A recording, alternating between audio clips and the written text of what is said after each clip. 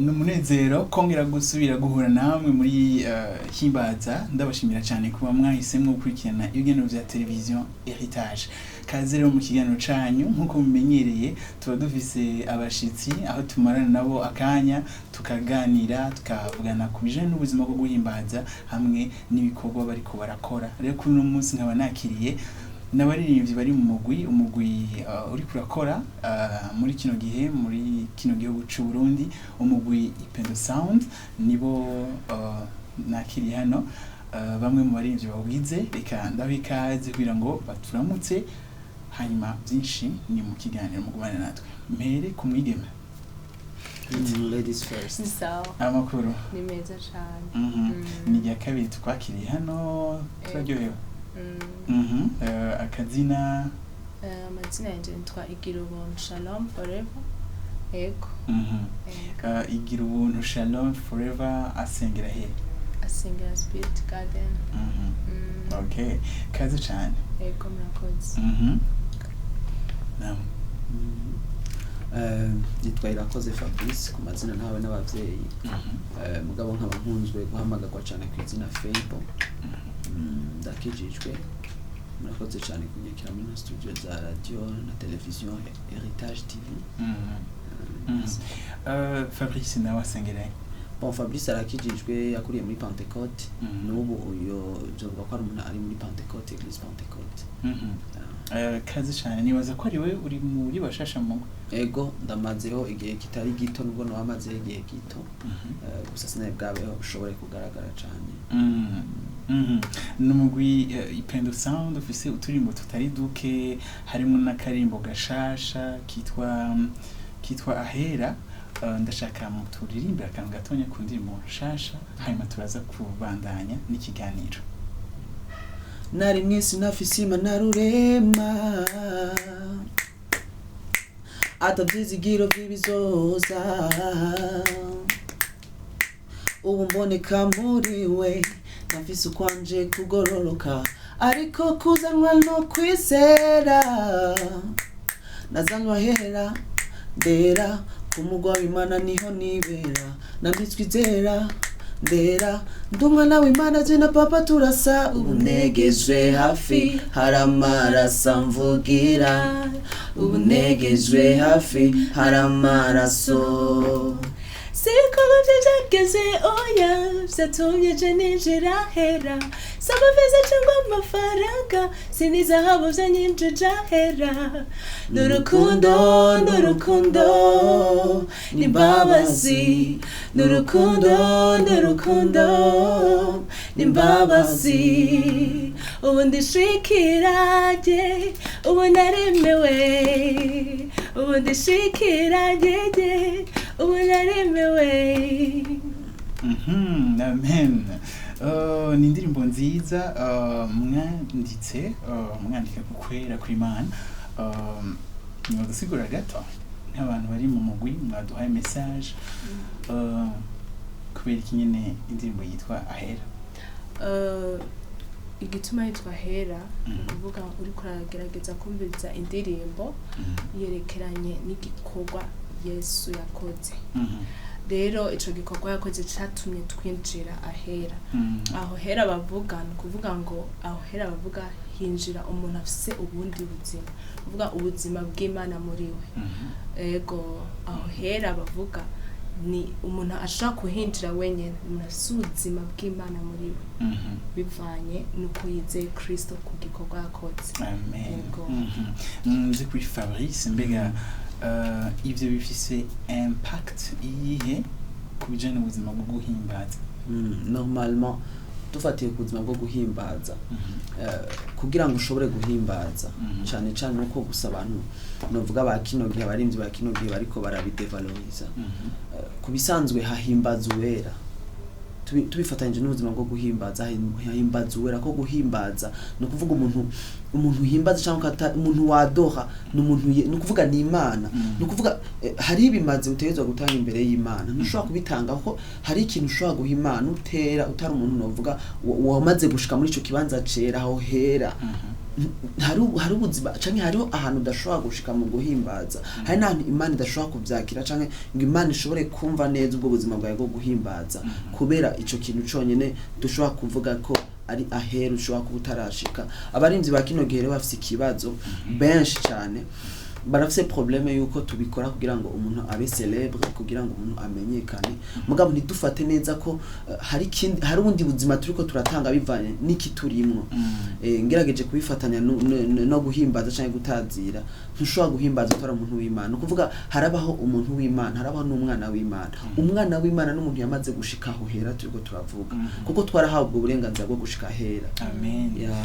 Ngira ngo ni indirimbo igaruka ku gikorwa nyene cakozwe na Yesu, ukuntu twinjiye n'ubu mbega n'ubuhe bundi butumwa bo iyo ndirimbo igarukako hanini.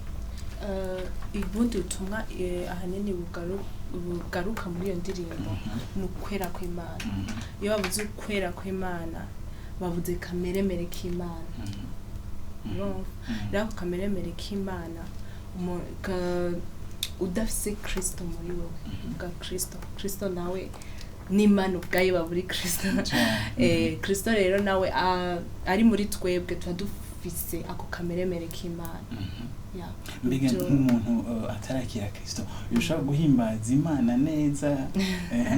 Uratarakira Kristo ushobora guhimbaza Imana neza kuko novuga gute, novuga ngo Imana iri kirarabaha mw'isi ibona abana bayo, kandi muri plan yayo yari yarashatse nta muntu numwe yari yashatse ko twese tuba abana bayo, kandi abantu bayo gusa abana bayo.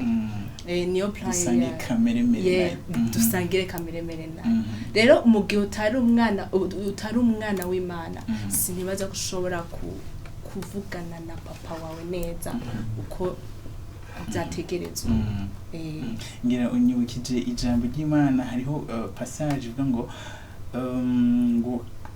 ugusenga k'umunyabyaha ni gisesema kuhoraho, mugabo ugutwingwihora ngo iguteze abana bayo. Ibyo bintu bifatanye n'ukwera kw'Imana.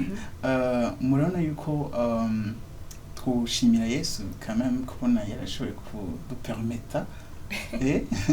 kudupermeta kwinjira aho hantu aho dushobora guhimbaza Imana ikumviriza, aho dushobora kuvugana n'Imana ikatwumva. Ntereye kuri iryo jambo bavuze ngo Imana itega amatwi abana bayo, muga ngo amasengesho y'umunyabyaha asesema koraho. Nivyo ego umunyabyaha ngerageje kubisigura amajambo make, ubundi abantu Yesu ataraza barabanyabyaha, bari bafise kameremere ko gukora ibyaha. Rero umunyabyaha muri iki gihe turimo ko ubunye Yesu yaraje arabikora byose arabirangiza. Ubu rero mu gihe turimo twaremerewe, twaragize rero ku muntu akiri umunyabyaha nyene urumva ntibikunda ntashobora kwemererwa kuvuga Imana nyene ngo ivyumve neza.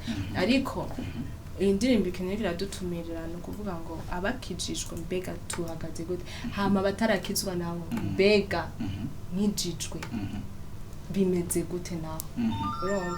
Rero sinibuka kandi kantu warurengeje ko kuri ivyo onye ko uri kuravuga ngo tugerageje kwifatanira ngo dushimire ngo Yesu kuba yaradupermese. Bon, kubera hari ikiguzi ngo yatanze iki diko daraba ego wovuga ngo ushimire Yesu, ariko Yesu yararungitswe, hari wamurungitse. Hari wamurungitse. Rero urumva nibaza yuko mu dushima nyene ko twahawe ubwo buzima, twahawe ubundi kijya gikorwa yakoze, yego yarakoze ndibo, ariko hanini ico twirata ubwo buzima twaronse, ubwo buzima turiko turabamwo, nibwo butunezera kandi turabishima nyene. Amen. Urukundo, ubuntu, imbabazi. Hari ico ubivuga? Bon, kubisanzwe tuvuze ko dutegezwa gushima ubwa mbere na mbere Yesu mwijuru niwe yemeye kwasuma aravuga ati je iki gitabo ndashobora kukibumbura kugira ngo nje gucungira umuntu rero agaragaye ku isi yaraciye bugufi kandi ari Imana amen nukuvuga ikintu kimwe twokora niwe yaduhaye uburenganzira bwo gushika AHERA niwe nzira niwe yatubereye inzira yo gushika AHERA kuko ngo bamarayika ibinyabugingo byose byaratinye mugabo Yesu wenye naritora avuga ati jewe ndashobora kugenda atabara then arashika mwisi then arabambwa kuko igihe sinzi ko mu by'uko igihe acikana niho igihuzu gikingiye AHERA caratanamutse nko kubiri on a le droit yo kwinjira hari AHERA turafise uburenganzira bwo kwinjira uburiwe wese ukomeze kose tu as le droit yo kugenda hari iyi ndirimbo rero iza kutwereka neza ko wowe utarakizwa neza canke udakijijwe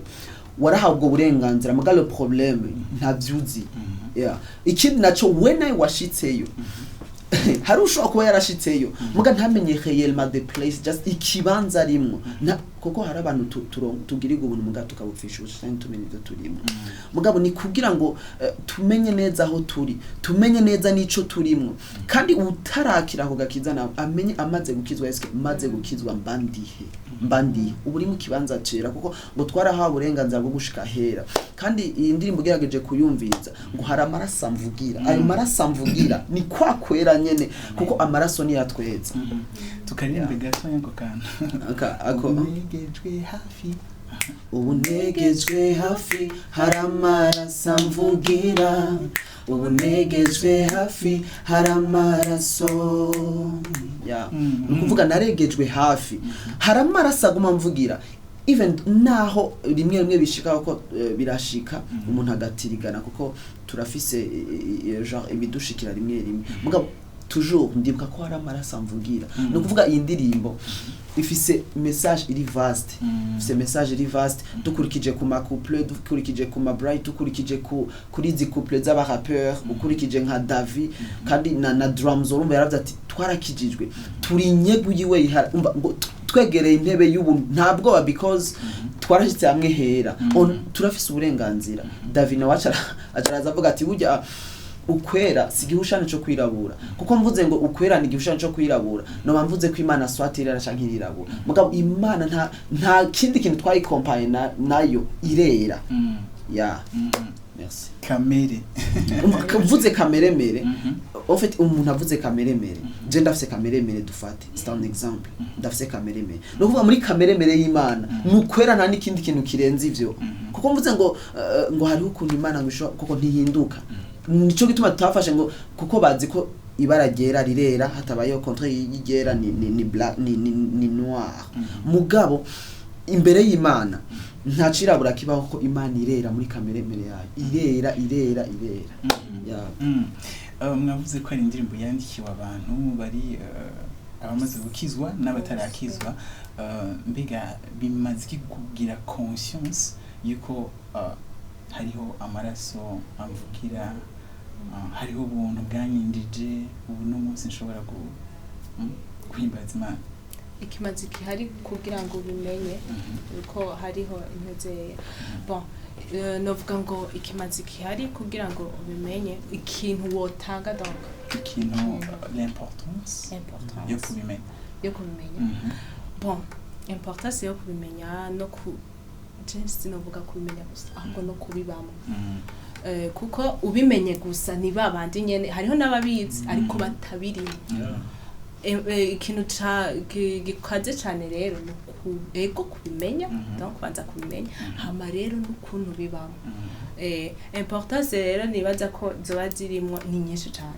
kandi zikomeye umaze kumenya yuko hari igikorwa cabaye urabimenya hama umaze kubimenya naho urabibamwo urizera uravyizera kuko ibi bintu bigira impact ku buzima bwawe n'imigenderanire yawe n'Imana donc urizera uramwizera ko urabara ngo abamwakiriye bose yabahaye ububasha bwo gucika abana b'Imana donc uramwakira ukamwizera ukizera yuko yapfuye kugira ngo hama rero maze kumwizera ukamwakira bigira impact nini ya cane kuri wewe kuko ucuronka bwa buzima bw'Imana ucuronka Kristo muri wewe acazaga akaganza akaba muri wewe ukagira iyindi kameremere urumva indi kameremere nibaza yuko nivy'igiciro kinini nivy'ikimazi cane kubimenya ukaba muri ubwo buzima bw'Imana ugashika hohera kuko ubuhindutse kuko uronka ubuzima budashira. Amen. Ego cane. Ni Ipendo Sound ifise n'izindi ndirimbo ziryoshe harimo indirimbo yitwa Umukunzi nagomba ndabasabe kugira ngo mudufashe kwirimba turi mu kiganiro Himbaza. Narabuze ico no kuganisha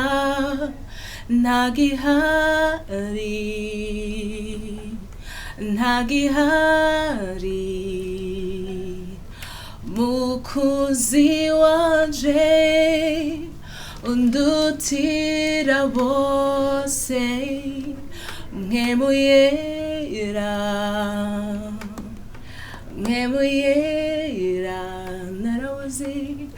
narabuze ico no kuganisha ntagihari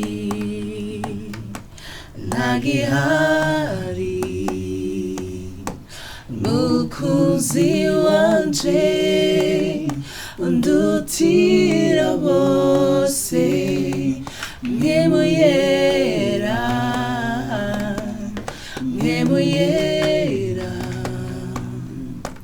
data yampaye ingabire nziza zose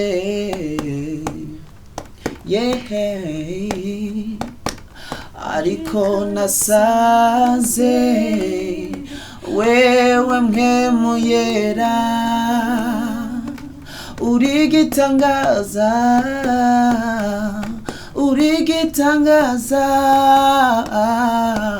data yampaye ingabire nziza zose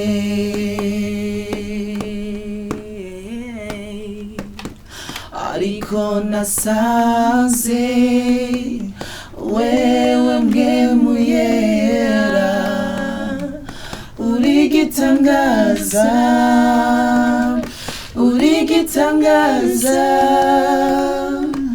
narabuze ico no kunganisha ntagihari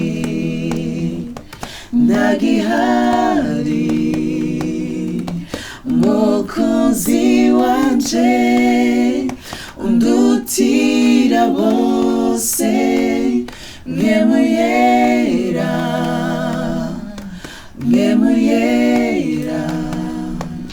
muhanuzi wanje muvugizi wanje wewe umbwira vyose uri vyose muri vyose muhanuzi wanje muvugizi wanje wewe umbwira vyose uri vyose muri vyose muhanuzi wanje muvugizi wanje wewe umbwira vyose uri vyose muri vyose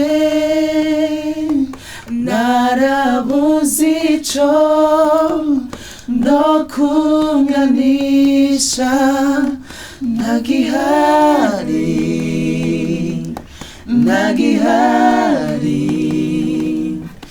mukunzi wanje undutira bose mwemuyera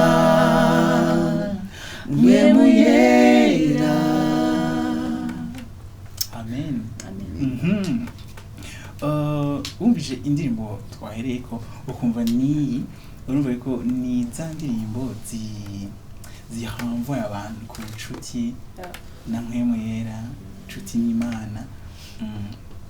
Uratahura yuko hariho isano hagati yo gukomprena ukwera kw'Imana n'imigenderanire na mpwemu w'Imana.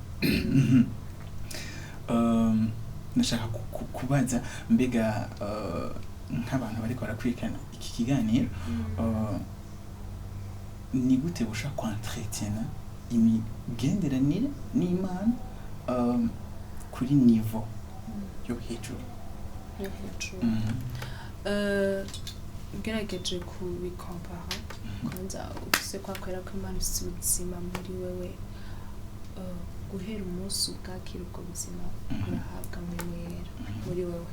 Rero mpwemu yera urashobora kumuhabwa, ariko mpwemu yera uragiranira ubusabane nawe ukamuyaga nawe iminsi yose, kuko arashobora kuba ngaho utari kuravugana nawe kandi si ukuvuga ngo ntawe uhari, aba ahari, kuko umunsi wa mbere wakira uko kwera kw'Imana, ubwo buzima bw'Imana muri wewe araza. Rero ahanini no kumenya ngo yaje, hama mbega ngiranira ubusabane nawe gute. Umaze kumenya ko nugiranira ubusabane nawe ni ukuvuga ngo uyaga nawe kenshi gerageje kumwunganira Shalom.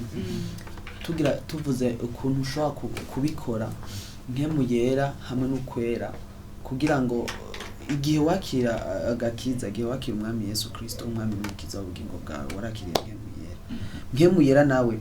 Bana twese turabajene turakuze, urana kujya ku umukunzi wawe muyagisha igihe cyose, umeze gute, umeze neza, urakomeye. Mpwemu yera nawe nyene akeneye ivyo, kugira ngo muri wewe ushobore gukura mu buryo bw'impwemu, urakeneye kwa murayaga nawe, urakeneye kwa murasenga, urakeneye igihe cyose gufata umwanya wo gusenga. Nibikenewe gufata programme, kufashe programme birakugura, mugabo umenya neza ko umwanya wose igihe cyose mpwemu yera ari kugira ngo muyage. Kandi mpwemu yera n'umwitsa twahawe kugira ngo adufashe, kuko ikintu ca mbere twomenya, ikintu ca mbere cyo kugira ngo duhure n'Imana hari ikintu bita gusenga. Gusenga nico kintu ca mbere novuga kihari.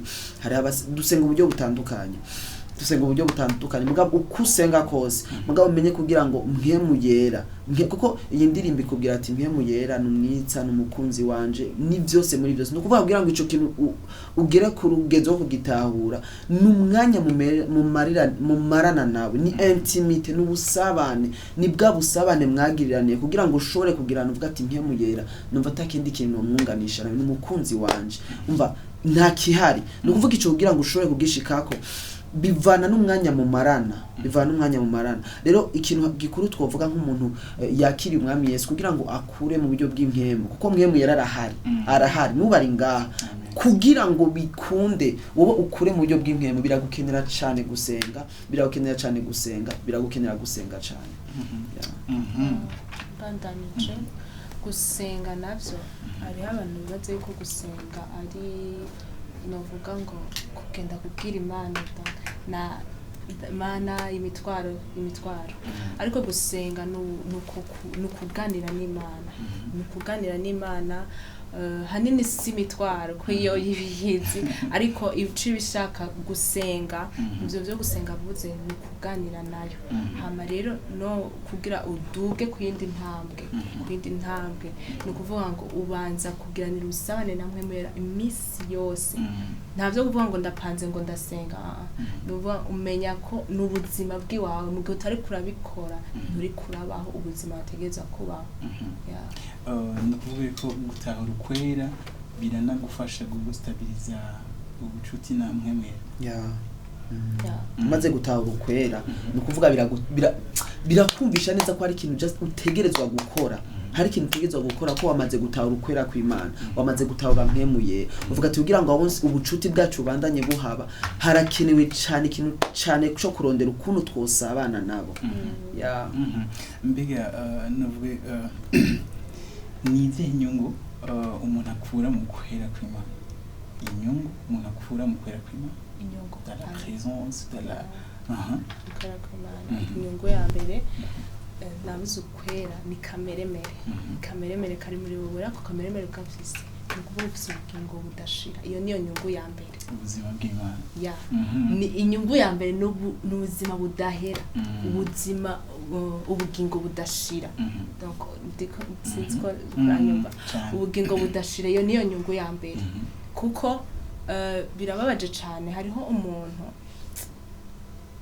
ari umuntu w'Imana ngaho mugabo atarakira ubwo buzima kandi ubona ashobora kuronka ubugingo budashira kuko uronka ubugingo budashira ni wamwakiriye ni wakiriye uko kwera kw'Imana muri we iyo niyo nyungu ya mbere mu bugingo budashira ikindi naco mu gifise kameremere k'Imana ufise ivyiyumviro nk'ivy'Imana donc ikintu cose ukora novuga gute kigira ikimazi cane kurusha ego ni inyungu nyinshi sinzi yuko ari ikindi nokongerako gutahura ukwera kw'Imana kuko ijambo ry'Imana riravuga neza ati muzomenya ukwera muzomenya ukuri ko kuri nako kuzubaha kwidegemvya no kuvuga kumenya ukuri no gutahura neza vyimbitse uko kwera kw'Imana no kuvuga kwera kw'Imana tumaze gukomenya biraduha kwidegemvya kuko tuba tuzi ico dukurikira tuba tukizi ya nico nakubona novuga hari n'abantu bashobora ku experimenta ibitangaza mu buzima bwabo kubera kwizera ukwera kw'Imana ya yego ndafise akarorero kari hafi hari umuntu no byokwitwa ko twakuranye n'umuntu novuga atarakijwe cyane mugabo plus genre ni jewe nagerageje kumworienta koma ashobora kubikora yisanga nyene yamaze gutahura neza ico dutegeza gukora ko aha kuyisi nta yindi mission hakuru dufise ngaha nubwo abantu tugerageza kubivangavanga mugabo mission ya mbere burya niyo kugira ngo Imana yo nyine icubahiro cyayo kigaragare kuko aha akwisi twaremewe kuyihimbaza no kwitazira no kuvuga ni cya kintu twavuga ntushobora kuyihimbaza cyangwa uyitazira udatahura neza ukwera kwayo dafise umugenzi vraiment ageze ku rundi rwego bageze ku rwego go gukora ibitangaza bigaragara umugenzi tungana turi muri même generation kubera iki hari kindi kintu yatahuye hari ibintu ushobora gukoreshwa n'abantu mwakuranye cyane mu bana bagatangara kubera ko decision no kumenya kwa kuri kugwaye kwidegemza kandi ko kwidegemza kuba gutuma muri wowe habaho n'ibindi bintu bikugaragaramwo byari novuga biri just binyegeje ya turi mu minota yacu ya nyuma y'ikiganiro ndashaka niba hari akajambo mva mushobora kurangiriza ko ngashikiriza akajambo narangiriza ko ni gutumirira umuntu wese kwakira Kristo muri we akaba uganje akaba intumbero y'ubuzima bwiwe kuko turiko ubu umuntu abayeho atafise Kristo muri we ubuzima bw'Imana muri we nukuri nta kintu na kimwe byo bari karashikago kuko ikintu twaje ngaha ku isi gukora Imana mu migambi yayo yari ifise ati umwana wanje jewe nigwize urumva umugambi w'Imana twebwe uruvyaro rw'Imana turi intumbero y'urukundo rw'Imana turi intumbero Imana yari yarashatse kera ko tubamo rero mu gihe umuntu ari ngaha ataramenya eske iyo Mana niyihe eske uwo muntu ninde urumva ko ari kibazo cyane ariko shaka gutumira umuntu wese ariko aratwumviriza kwakira ubwo buzima kugira ngo dushobore kubandanya kugira dushobore gushitsa icyo Imana yateguye kera ngo tukigenderemo tunezereze Imana rero je natumira umuntu wese kwakira agakiza gukorera Imana mu buryo bwose hama Imana nayo itotura imizigiro kuko Kristo buri twebwe n'ivyizigiro by'ubwiza cyo nashobora kuvuga kera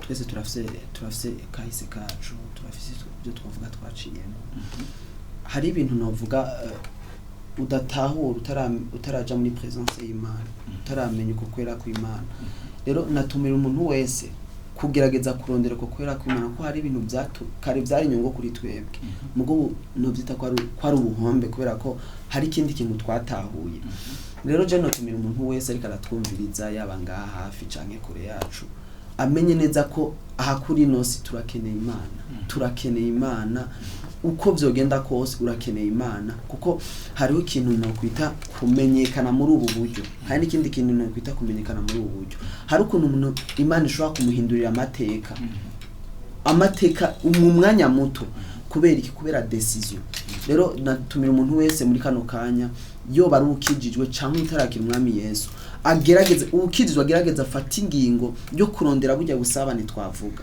utarakizwa nawe afata ingingo yo gukizwa kugira ngo tumenye neza ikintu twahamagariwe nico dutegerezwa gukora kuri nosi kuko nababwiye mission ya mbere kuri nosi dutegerezwa kumenya neza yatuzanye ngaha ku isi sukurya sukunwa sukuryoherwa tuva ngaha tuja no ikintu ca mbere catumye tuba ngaha ku isi nugira ngo duheshe icubahiro Imana nuko gusa ico kintu abantu benshi ntidushoka tubitahura ku rugezo rumwe kandi bivanye nuko abantu bamwe canke abantu abacanke bariya dufise ukundi kuntu dushobora gutahura canke dufise ukundi kuntu dutahura ku rugezo rutangana nico kibazo mugabo yaba vyokunda kandi ndizera neza ko bizokunda iki gihugu cacu tukamenya neza ko Imana ari cyo kintu ca mbere tutegezwa kudepandako dushobora kurutisha ikindi kintu cose si ubutunzi si amafaranga si iki mugabo tukamenya ati Imana izu bwa mbere avant imbere ya byose ni Imana ico tumaze kukimenya bizotwara ko ivyo dukeneye byose Imana irazi ivyo dukeneye irazi ivyo dusaba irazi ivyo twifuza nka twe tukira abajeni irazi dukeneye kazuza keza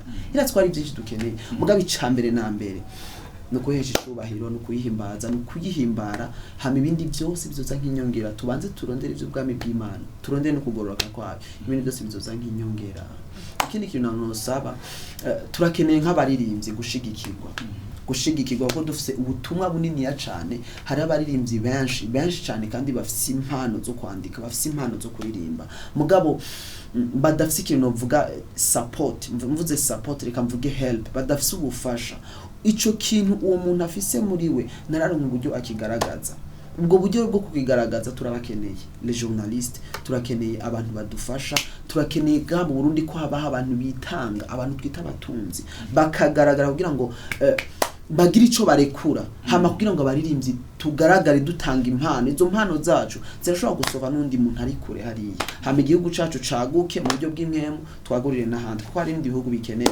gukira hari ibihugu byinshi mu buryo bw'impemu novuga bikene kandi ngo burya Yesu ntazoza Imana ntizoza ivyo bihugu bitari mu butumwa bwiza rero birakenewe ko dukora kugira ngo mudushikane kure then dushike kure hama hari ibihugu by'abamusulman novuga bitemera cyane ibintu by'Imana kandi murabizi nivyo bihugu Imana irakene kwashika y'ubutumwa bwiza hakora iki hakora mwebwe hakora iki hakora abadufasha hama abafise impano tugakora tugashira ibintu habona hama Imana n'ukuri kikagaragara merci beaucoup merci beaucoup reka namwe ndabashimiye kuba mwari kumwe natwe kuva mu ntambwe mu mpera himbaze no musi twirangirize ngaha tubabwira mushishikare kuraba indirimbo AHERA reka mbere tunayibandanize ko